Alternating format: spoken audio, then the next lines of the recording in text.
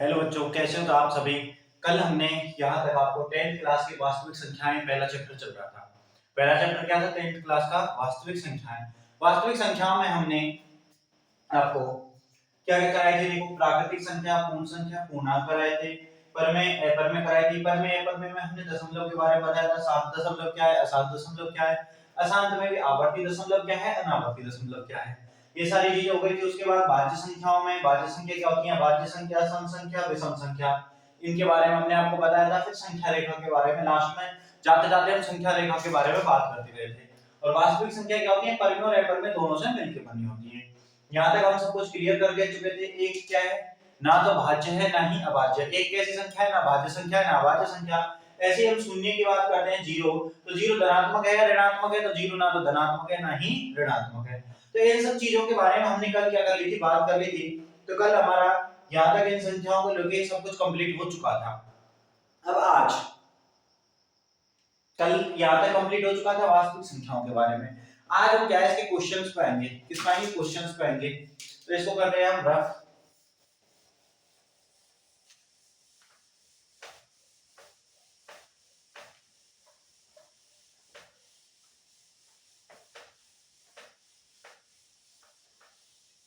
ठीक है, अब ये हो गया।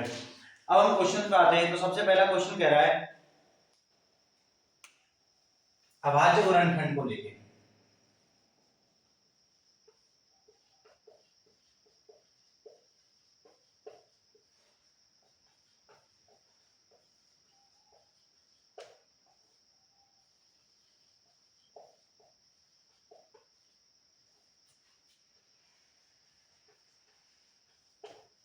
10th क्लास की मैथ है, चैप्टर 1 है, अभाज्य गुणनखंड को लेके। किसको लेके? अभाज्य गुणनखंड को लेके। कि अभाज्य गुणनखंड क्या होते हैं? अभाज्य गुणनखंड क्या होते हैं? तो अभाज्य गुणनखंड क्या होते हैं, सबसे पहले उनके बारे में देखेंगे। कोई भी संख्या दे दी, जैसे मुझे 24 दे दी। क्या दे दिया? 24 दे दिया। अब हमसे कहे कि 24 के अभाज्य गुणनखंड निकालिए। 24 की क्या निकालिए? अभाज्य गुणनखंड। तो अभाज्य गुणनखंड किस तरीके से निकालते हैं? ये इस तरीके से हम अभाज्य गुणनखंड निकालते हैं। तो यहाँ पे जब भी जिस संख्या से भाग देंगे तो वो कौन सी संख्या होगी? अभाज्य संख्या। कौन सी संख्या होगी? अभाज्य संख्या। कौन सी होगी? अभाज्य संख्या। अभाज्य संख्या जो यहाँ पे जो भी संख्या लिखी जाएगी वो अभाज्य संख्या लिखी जाएगी। इधर साइड, इधर साइड कौन सी संख्या लिखी जाएगी? अभाज्य संख्या। अब हम 24 में भाग देते हैं तो सबसे पहले देखिए, 2 का भाग जा रहा है नहीं जा रहा? तो जा रहा है। क्यों? क्योंकि 2 इकाई का कितना है? 2। 4 इकाई का कितना है? 4 है, तो 2 का भाग जाएगा। ठीक है, तो सबसे छोटी अभाज्य संख्या कौन है? 2। 2 का कितनी बार जाएगा? 2 का एक बार, 12 12 बार चला गया। अब फिर से देखिए, इसमें 2 का जा रहा है तो बिल्कुल जा रहा है 2 का। तो इसमें 2 का जा रहा है, हम 2 का देखेंगे कितनी बार गया? 6 बार। अब कितना आ गया? 6। क्या 6 में 2 का जाएगा? तो बिल्कुल जाएगा।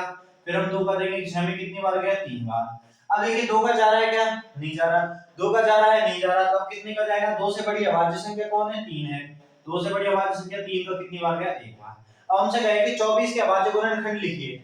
24 के अभाज्य गुणनखंड लिखिए। तो 24 के अभाज्य गुणनखंड किस तरीके से लिखेंगे हम? 24 2 गुणा 2 गुणा 2 गुणा 2, सॉरी, 2 गुणा 2 गुणा 2 गुणा 3। ये क्या हो गया? 24 के अभाज्य गुणनखंड। ये क्या हो गया? 24 के अभाज्य गुणनखंड। ऐसे हम कहे कि 49 के अभाज्य गुणनखंड निकालिए। 49 के, तो 49 के अभाज्य गुणनखंड निकालने के लिए यहाँ पे किससे भाग देंगे? अभाज्य संख्या से। तो सबसे छोटी अभाज्य संख्या कौन सी है? 2। सबसे छोटी अभाज्य संख्या 2, तो 2 का भाग देंगे। 2 का जा रहा है क्या? इसमें नहीं जा रहा। क्यों? इकाई का मतलब 9 है। फिर 3 का देंगे। 3 क्या होता है? संख्याओं का योग। 9 और 4 13 हो रहा है, तो 3 का नहीं जाएगा। फिर 4। अब 4 का देखेंगे, 4 का देंगे क्या? नहीं देंगे। क्यों नहीं देंगे 4 का? क्योंकि 4 क्या है? भाज्य संख्या है। 4 कैसी है? भाज्य संख्या। तो हमें किसका देना है? अभाज्य संख्या का। किसका देना है? अभाज्य संख्या का। तो अभाज्य संख्या का। अब 4 के बाद 5 है, 5 का जाएगा? नहीं जाएगा। 6 कैसी संख्या है? भाज्य। अब कितने का देंगे? 7 का। 7 का कितनी बार? 7 बार। फिर कितने का देंगे? 7 का एक बार। तो 49 के अभाज्य गुणनखंड क्या निकल के आए? 7 गुणा 7। इस तरीके से हम क्या निकालते हैं? अभाज्य गुणनखंड निकालते हैं। इस तरीके से क्या निकालते हैं? अभाज्य गुणनखंड। ये है हमारे अभाज्य गुणनखंड। अब सबसे पहला क्वेश्चन जो है 1.1 स्टार्ट कर रहे हैं। कौन सा? 1.1। 1.1 का पहला क्वेश्चन क्या कह रहा है? निम्नलिखित संख्याओं को अभाज्य गुणनखंड के रूप में, के गुणनफल के रूप में व्यक्त कीजिए। पहला दे रखा है 140। 140 इसके अभाज्य गुणनखंड निकालने। 140 से क्या निकालने? अभाज्य गुणनखंड। उसके बाद दे रखा है 156। उसके बाद दे रखा है 156। 156 के बाद दे रखा है 38 25। 38 25। इनके हमें क्या निकालने हैं, अभाज्य गुणनखंड निकालने हैं। क्या निकालने हैं इनके बेटा, अभाज्य गुणनखंड निकालने हैं। ठीक है, 140 दे रखा है, कितने का भाग देंगे सबसे पहले, 2 का। कितने का, 2 का। सबसे छोटी अभाज्य संख्या कौन सी है, 2, 2 का भाग देंगे। 2 का कितनी बार जाएगा, 2 का 14 में 7 बार, और ये 0 70 बार। अब 70 आ गया, क्या 70 में 2 का जाएगा, क्या 70 में 2 का जाएगा, तो बिल्कुल जाएगा 70 में 2 का। तो 70 में फिर 2 का देंगे हम, कितनी बार जाएगा, 35 बार। कितनी बार जाएगा, 35 बार। कितनी बार गया, 35 बार। कितनी बार, 35 बार। अब 35 में 2 का जाएगा क्या, नहीं जाएगा। 3 का जाएगा, तो 3 का दिया, 3 एकम 3, लेकिन 5 में नहीं जा रहा 3 का, तो 3 का भी नहीं जाएगा। फिर कितने का जाएगा, 5 का। 5 का जा रहा है, बिल्कुल इकाई अंक कितना है, 5 है, तो 5 का देंगे। 5 का कितनी बार जाएगा, 7 बार। अब 7 का 1 बार। तो 140 के जो अभाज्य गुणनखंड लिखेंगे वो इस तरीके से लिखेंगे, 140 इज इक्वल टू 2 गुणा 2 गुणा 5 गुणा 7। ये हो गए 140 के अभाज्य गुणनखंड। कितने के अभाज्य गुणनखंड हो गए, 140 के। सॉल्व। अब हम लिखते हैं, अब यहाँ पे देखिए 156 है, 156 में कितने का भाग देंगे सबसे पहले, 2 का, क्योंकि अब सबसे छोटी अभाज्य संख्या हमारे पास कौन सी है, 2 है। 2 का देंगे, कितनी बार जाएगा, 156 में 2 का देंगे तो 2 से कितनी बार, 7 बार, बच गया 1। 16 में 2 से 8 बार। अब फिर 2 का जाएगा, बिल्कुल जाएगा। अब हम 2 का देंगे, 2 का कितनी बार जाएगा, 78 में 2 का 3 बार, 6, 1 बच गया, 2 9 18। अब आ गया 39, क्या 39 में 2 का जाएगा, नहीं जाएगा। 2 के बाद बड़ी अभाज्य संख्या कौन सी है, 2 से बड़ी अभाज्य संख्या 3 है। 3 का देके देखेंगे, 3 एकम 3, 3 दिया 9, 3 का जा रहा है। अब 13 आ गया, तो 13 एक अभाज्य संख्या, 13 में 13 का ये भाग जाएगा, तो 13 में कितने का भाग जाएगा, 13 का कितनी बार, 1 बार। ये हो गया इस तरीके से। बात आई 38 25 में, तो 38 25 में 2 का जाएगा, नहीं जाएगा। अब 3 का देके देखेंगे, 3 का देके देखेंगे, 8 को 10 बार, 15 3 18, 18 8 9, यानी कि इसमें 3 का जाएगा, तो 3 का जाएगा, तो 3 का देंगे, 3 एकम 3। अब कितना बच गया, 8। 8 में 3 का कितनी बार जाएगा, 8 में 3 का कितनी बार जाएगा, 3 का जाएगा 2 बार। 6 बच गए 2, अब ये हो गए 22। कितने हो गए, 22। 22 में 3 का कितनी बार, 7 बार। अब बच गए कितने, 1। 15, 15 में 3 का कितनी बार, 5 बार। अब देखिए 7 5 12, और 12 इसमें 3 का जाएगा, 3 का जाएगा, 3 का दिए, 3 चौके 12। अब 12 हो गया। अब बच गया 7 7 में 3 दूनी 6, बच गया 1। 15 15 में 3 पंजे 15। अब देखिए 5 4 9 2 11 आ रहा है, तो 3 का जाएगा, नहीं जाएगा। 3 से बड़ी अभाज्य संख्या कौन सी है, 5 है हमारे पास, तो 5 का देंगे, 5 का दिया, 5 8 पंजे 40, बच गए 2 पचम 25। इकाई एक 5 है, तो 5 का फिर जाएगा, 5 का देंगे तो 5 एकम 5, बच गए कितने, 3 पचहत्ते 35। अब कितना आ गया, 17। 17 में कितने का जाएगा, 17 का कितनी बार, 1 बार। तो यहाँ पे 156 के अभाज्य गुणनखंड क्या लिखेंगे, 156 इज इक्वल टू 2 गुणा 3 गुणा। ऐसे ही अब मुझे बताइए 38 25 के, 38 25 के अभाज्य गुणनखंड क्या लिखेंगे हम, 3 गुणा 3 गुणा 5 गुणा 5 गुणा 17। 3 गुणा 3 गुणा 5 गुणा 5 गुणा 17, ये हो गया इसका। अब अगले ले रखिए 5005, एक दे रखा हमारे पास 5005। अब बताइए इसमें कितने का जाएगा, तो सबसे पहले सबसे छोटी अभाज्य संख्या कौन सी है, 2 का जाएगा, नहीं जाएगा। 3 का नहीं, तो कितने का जाएगा, 5 का। कितनी बार, 1 0 0 1। अब 1001 में कितने का जाएगा, अब 1001 में कितने का जाएगा, तो इसमें जाएगा 5 से बड़ी संख्या कौन सी है, 7। 7 से देखेंगे, 7 एकम 7, बच गए 3 30 7 चौके 28। हाँ, तो इसमें 7 का जा रहा है, 7 का दिया, 7 एकम 7, बच गए कितने, 3 3 बच गए, ये हो गए 30 7 चौके 28, बच गए कितने, 2 और 7 दिया 21। अब 7 7 के बाद अगली अभाज्य संख्या कौन सी है, 7 का लेके देखेंगे, 7 दूनी 14, लेकिन 3 बच जाएगा। 7 का नहीं जाएगा, 7 के बाद कौन सी है, 11 है, तो 11 का देके देखेंगे, तो 11 एकम 11 11 दिया 33। फिर 13 का लेंगे, 13 का एक बार। तो 5005 को क्या लिखेंगे हम, 5005 को क्या लिखेंगे हम, 5 गुणा 7 गुणा 11 गुणा 13। 5005 को क्या लिखेंगे, 5 गुणा 7 गुणा 11 गुणा 13। अब एक है हमारे पास 74 49, 74 49 है 29 है, 74 29, 74 29 इसमें देंगे। इसमें छोटी छोटी 2 का जाएगा, नहीं जाएगा। 3 का देखो, 7 2 9 9 4, 3 का भी नहीं जाएगा। 5 का बिल्कुल भी नहीं जाएगा। 7 का ये 7 एकम 7, 7 का भी नहीं जाएगा। 7 के बाद कौन सी है, 11। देखिए 7 और 2 9 9 4 13, 11 का भी नहीं जाएगा। 11 का अभाज्य गुणनखंड कैसे, 11 किससे कैसे भाग देने का, देखो 7 और 2 9 हो रहा है, 9 4 13 आ रहा है। इस तरीके से अल्टरनेटिव एक को एक छोड़ के जोड़ना है। 13 का भी नहीं जाएगा, इसमें जाएगा 17 का। इसमें कितने का जाएगा? 17 का। तो 17 का देंगे, 17 चौके 17 चौका 68, 68 के बाद कितने बच गए? 6। कितने हो जाएंगे? 62। तो 17 दिया 51, 17 दिया 51, 62 में से 51 गए तो कितने बचे? 11 और 9 हो जाएगा 119। तो 17 सत्ते 119। अब 17 का गया, 17 के बाद जाएगा, अब इसमें कितने का 17 से बड़ी कौन सी है? 19।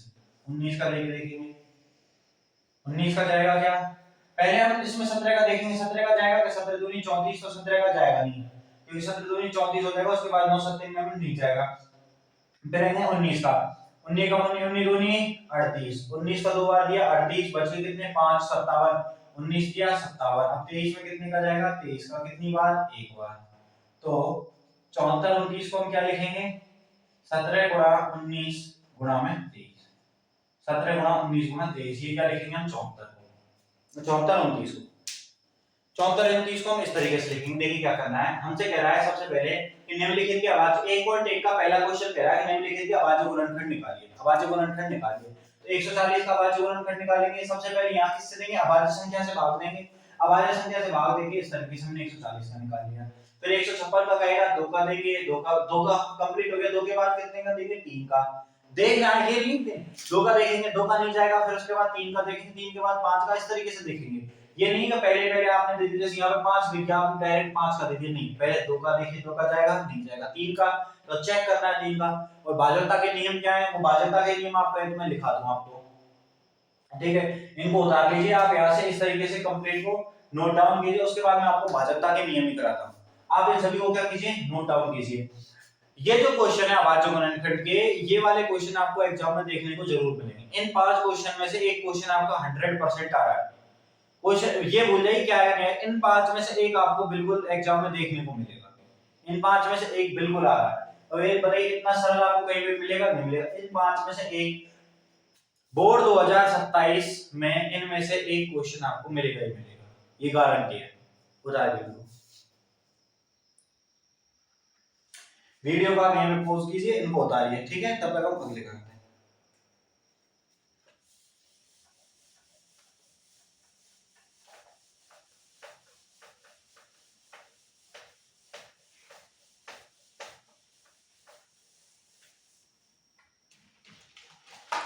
अब आ जाइए भाजकता के नियम पे।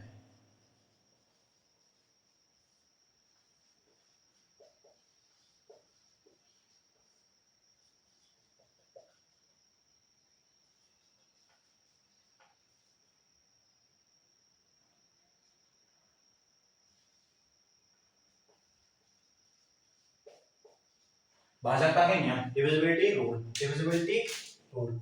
सबसे पहला जो इसमें आता है हमारा 2 से भाजकता, 2 से भाजकता, 2 से भाजकता का नियम लिखिए। ऐसी संख्याएं, ऐसी संख्याएं जिनका इकाई अंक,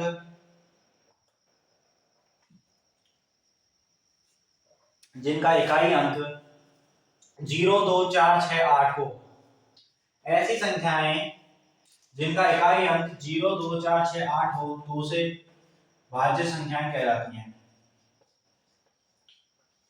आइए 3 से भाजकता पर बात करें। उदाहरण में लिखिए, इसके उदाहरण में लिखिए 2 4 6 8 10 12, इस तरीके से।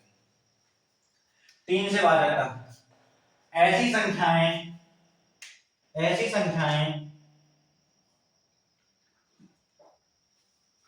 जिनको या जिनका, ऐसी संख्याएं जिनका योग, ऐसी संख्याएं जिनका योग 3 से भाज्य हो, ऐसी संख्याएं जिनका योग 3 से भाज्य हो, 3 से भाज्य हो, तो वे संख्याएं भी, तो वे संख्याएं भी 3 से भाज्य होंगी, तो वे संख्याएं भी 3 से भाज्य होंगी। जैसे लिखेंगे 3 6 9 12, इस तरह।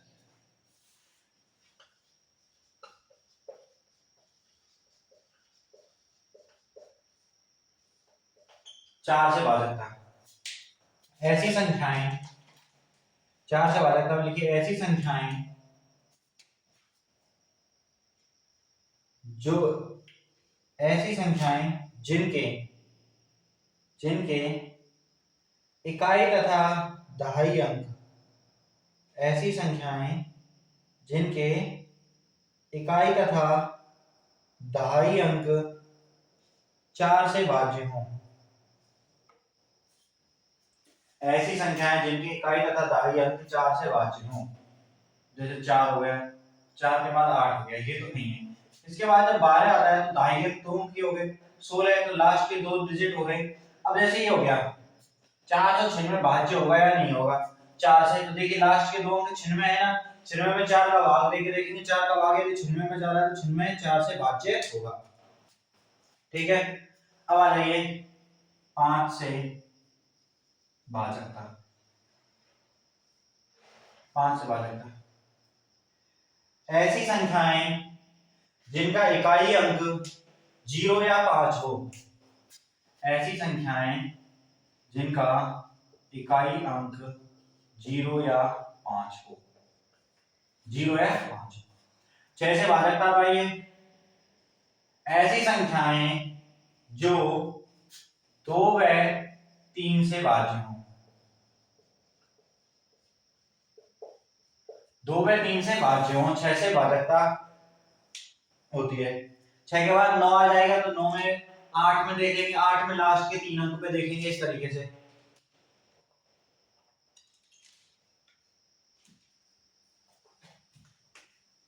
छह भाजक आगे जो 2 और 3 दोनों से मिलकर भाज्य हो। अब जैसे 2 है, 2 से भाज्य है लेकिन 3 से भाज्य नहीं है। अब आ जाते हैं 4 पे, तो 4 2 से भाज्य तो है लेकिन 3 से भाज्य नहीं है। 6 की बात करते हैं, 6 2 से भाज्य है, बिल्कुल भाज्य है, 3 से भाज्य है तो बिल्कुल भाज्य है। अब यहाँ पे आ गया जैसे 9 आ गया, तो 9 कितने से भाज्य है, 9 3 से भाज्य है लेकिन 2 से भाज्य है कि 9 नहीं है, तो 9 6 से भाज्य है नहीं होगा, 6 से भाज्य है नहीं होगा। ठीक है, 8 क्या हुई, तो अभी हम अभाज्य संख्या में बात करेंगे, इनको स्किप कर देते हैं। 7 वाला है तो 7 वाले में आपको थोड़ा सा कंफ्यूजन होगा, 7 वाला छोड़ दीजिए क्योंकि उसमें 3 टर्म बनानी पड़ती है, तो 3 टर्म आप पहले छोड़ देंगे। 7 के बाद आ जाएगी 11 पे, 11 से भाजकता, 11 से भाजकता। तो अल्टरनेटिव नंबर जैसे ये 5 नंबर है, ये संख्या दे रखी है 3 7 2 4 1।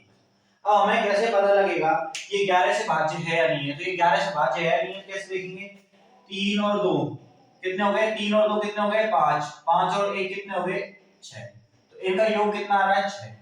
अब जो बच गए देखो 7 और 4 कितने हो गए 11, 7 और 4 कितने हो गए 11, 11 में से 6 घटाएंगे कितना आ रहा है 5 आ रहा है, 5 आ रहा है, ये भाज्य नहीं होगी। अगर इसमें से यहाँ पे जोड़ देने के बाद इनकी अल्टरनेटिव एक एक बार एक, यानी कि एक के बाद एक क्रम को जोड़ने के बाद, एक के बाद एक क्रम को क्या किया हमने जोड़ा, और उसके बाद जो दूसरे बचे हुए क्रम है उनको जोड़ने के बाद जो संख्याएं बचती हैं, जो संख्या ये आ गई, इन दोनों का जो डिफरेंस होगा वो या तो 0 आना चाहिए या आना चाहिए 11, या तो 0 आना चाहिए या 11 आना चाहिए। अब 143 है, जैसे 143 है तो देखिए यहाँ पे ये 1 है और ये 3 है, 1 और 3 कितने हो गए 4 हो गए, और यहाँ पे 4 है तो 4 ही बचेगा, तो 4 आ रहा है ये।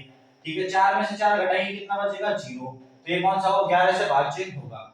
जैसा कि हम देखते हैं 9 9 9 देख लिया हमने। अब यहाँ पे ये वाला 9 और ये वाला 9 टोटल कितने हो गए 18, अब ये दोनों 9 टोटल बना के कितने होंगे 18, 18 में से 18 गया कितना बचा 0 बचा, तो 0 आ रहा है, तो 11 से भाज्य होगा या नहीं होगा, तो बिल्कुल 11 से भाज्य होगा। आप देख लें 11 9 99 11 99 11 से भाग होगा 9 से 9 बार, कितनी बार 9 से 9 बार। अब ये हो जाएगा 11 से भाजकता, उसके बाद 13 15 इस तरीके से, तो 11 तक भाजकता के नियम आपने देखे। अब बात करते हैं हम आगे भाजकता के नियम से आगे चलते हैं।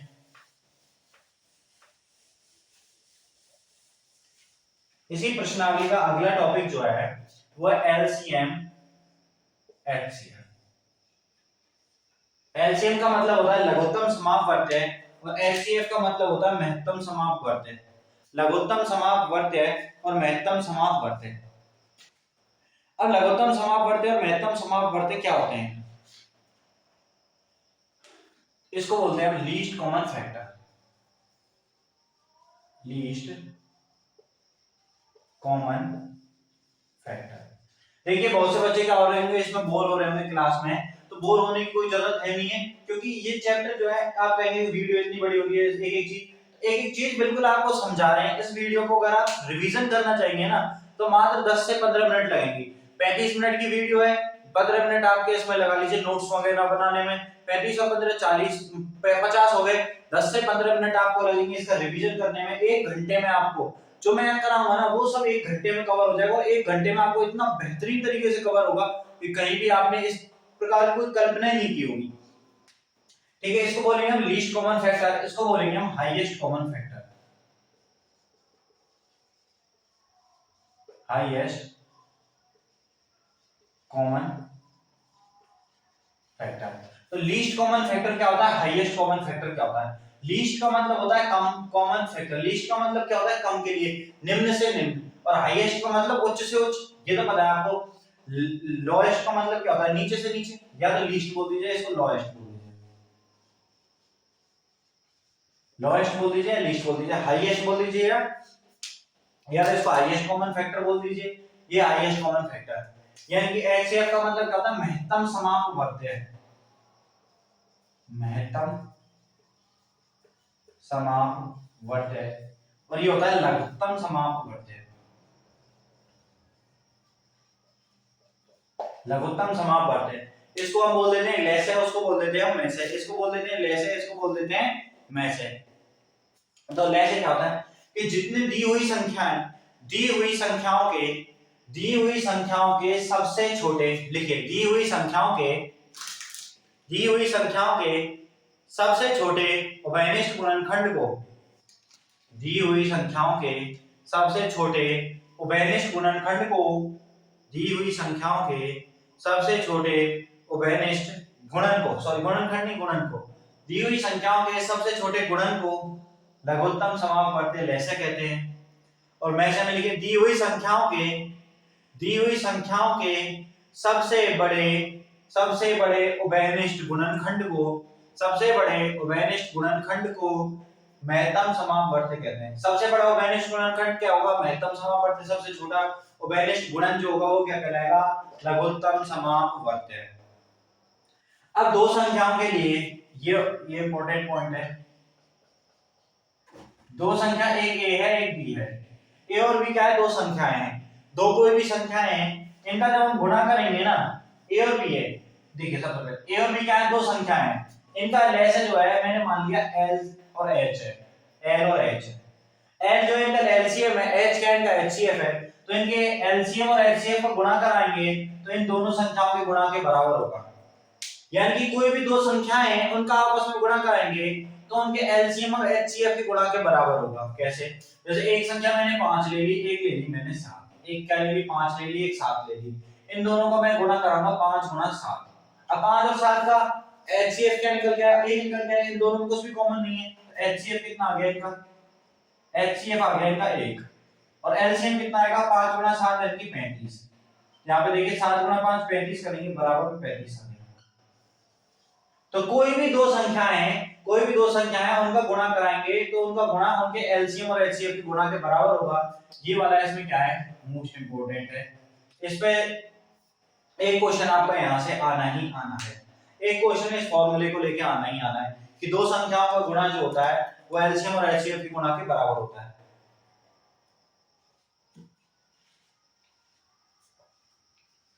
एचसीएफ और एलसीएम के गुणा के बराबर होता है।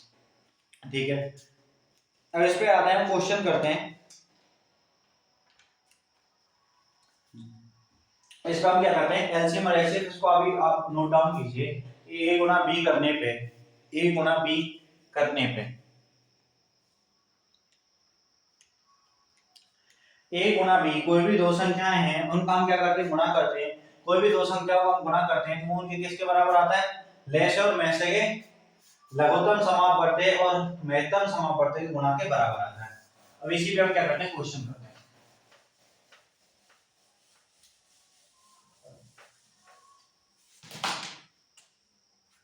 देखिए अगला क्वेश्चन कह रहा है पूर्णांकों के निम्नलिखित युग्मों के एचसीएफ और एलसीएम ज्ञात कीजिए तथा इसकी जांच कीजिए कि दो संख्याओं का गुणनफल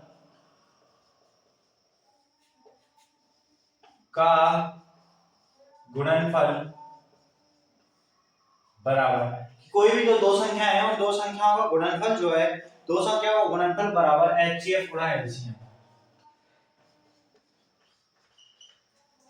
हमसे कह रहा है कि दो संख्याओं का गुणनफल बराबर HCF गुणा LCM है। ये हमें क्या करना है, सिद्ध करना है।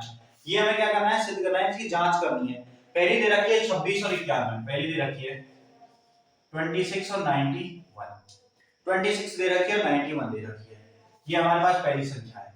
तो इसके हम सबसे पहले एलसीएम निकाल लेंगे। तो 2 का भाग देंगे, 2 का कितनी बार जाएगा, 13 बार। अब 13 का कितनी बार जाएगा, 1 बार। ये हो गया। अब 91 में कितने का देंगे हम, 2 का जाएगा, नहीं जाएगा, 3 का, 5 का, 7 का जाएगा। 7 का 91 में कितनी बार जाएगा, 13 बार। फिर 13 का कितनी बार जाएगा, 1 बार। तो 26 को क्या लिख सकता हूं मैं, 26 बराबर 2 गुणा 13। और 91 को क्या लिखेंगे हम, 91 बराबर 7 गुणा 13। 7 गुणा 13, 91 बराबर 7 गुणा 13, क्योंकि 7 और 13 के गुणा करने पे 91 आता है। ये 13 गुणा 2 आ गया। अब इससे हमसे कहेंगे एचसीएफ निकालिए। क्या निकालिए, एचसीएफ निकलवाए। एचसीएफ क्या निकल के आएगा, इन दोनों में जो कॉमन होगा, इन दोनों में कॉमन कौन है, 13। तो 13 आ गया एचसीएफ। यदि मुझसे कहेंगे एलसीएम निकालिए, एलसीएम क्या निकालूंगा, तो 13 रही है, 13 के अलावा यहाँ पे 2 बचा हुआ है, 2। यहाँ पे कितना बचा हुआ है, 7। यहाँ पे कितना है, 13। तो ये इसका क्या होगा, एलसीएम। ये क्या होगा इसका, एलसीएम। ये क्या होगा इसका, एचसीएफ। एलसीएम एचसीएफ आ गए। और हमसे कह रहा है कि जांच कीजिए कि दो संख्याओं का गुणनफल इतना इतना है, क्योंकि एचसीएफ और एलसीएम गुणा के बराबर है। तो दो संख्या हमारे पास कौन कौन सी, 26 और 91। कौन कौन सी, 26 और 91। तो हम करेंगे 26 गुणा 91 बराबर कितना होगा, एचसीएफ और एलसीएम गुणा के बराबर, कि 13 गुणा 2 गुणा 7 गुणा 13 के बराबर आना चाहिए। ठीक है, यहाँ से 13 गुणा 2 करेंगे कितना आएगा, 26 गुणा में 13 गुणा 7 करेंगे कितना आएगा, 91। तो देखिए 26 गुणा 91, 26 गुणा 91 के बराबर है।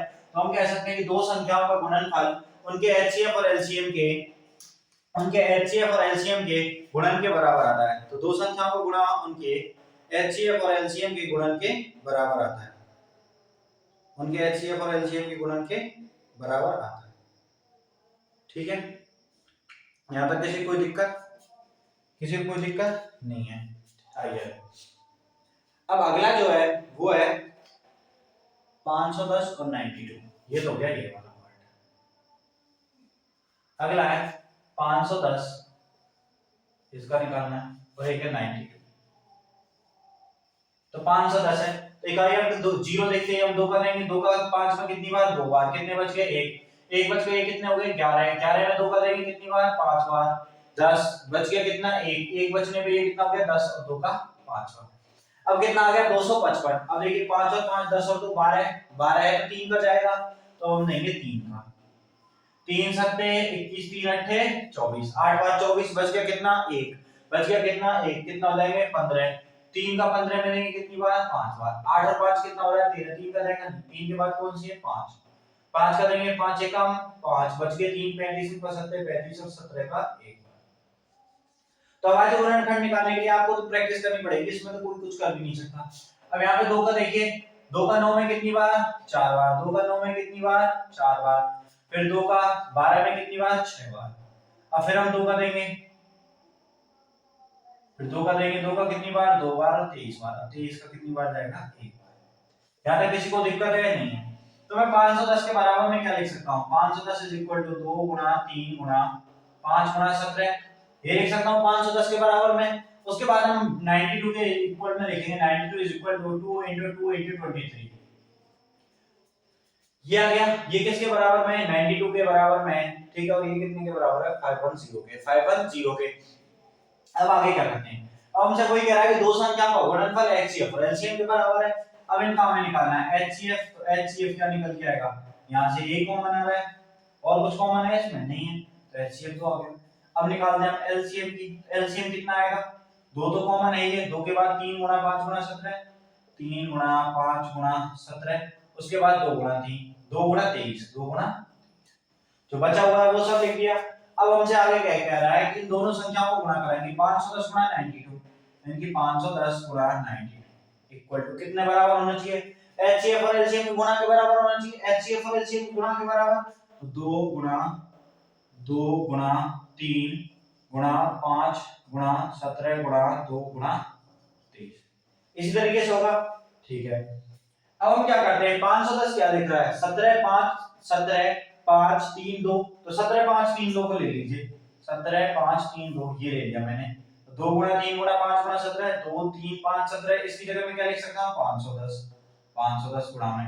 अब यहाँ पे क्या बच रहा है, 2, यहाँ पे क्या लिखा हुआ है 2, और ये 2 और 23, तो 2 गुणा 23 बचा हुआ है, तो 510 गुणा।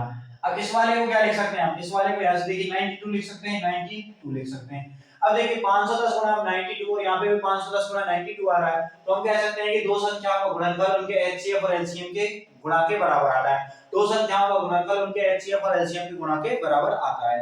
अब जो तीसरी संख्या दे रखी है वो दे रखी है हमें 336 और 54। तो ये दो संख्याएं, इनको उतार दीजिए, वीडियो को पॉज कीजिए और नोट डाउन कीजिए। ठीक है, अब अगला हमें दे रखा है 336 और 54। 336 दे रखा है और 54 दे रखा है, तो हमें इनके अभाज्य गुणनखंड निकालने, ये काम आपको है, ये आपको करना है, इनके अभाज्य गुणनखंड निकालने। अभाज्य गुणनखंड निकालने के बाद इनके एचसीएफ एलसीएम निकालने, एचसीएफ एलसीएम के बाद इन दोनों का गुणा करा के एचसीएफ एलसीएम के बराबर ही आएगा। अगर कोई ऐसे नहीं समझता है कि नहीं सर हम ऐसे कैसे करें संख्याओं को, तो आप इन सभी का गुणा कराइए, इन सभी का क्या कराइए, गुणा कराइए, इन सभी का क्या कराइए, गुणा कराइए, और 510 और 92 का गुणा कराइए। जब यहाँ पे जो गुणा आएगा वो इसी के बराबर आएगा, ऐसे करके देख लीजिए, जैसे आपकी मर्जी हो आप कर सकते हैं। तो ये वाला क्वेश्चन यहाँ पे खत्म।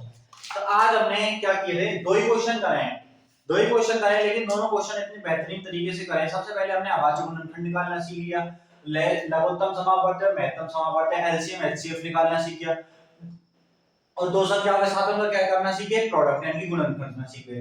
तो ये जो होगा, ये जो सारी चीजें आज आपको कराई है, इसमें से पहली प्रश्नावली में से 4 नंबर के सवाल आते हैं, 4 में से 2 नंबर आपके आज की इस वीडियो से कंप्लीट हो गए। ये 30 से 32 मिनट की जो वीडियो है, इससे 2 क्वेश्चन आपके पक्के हैं।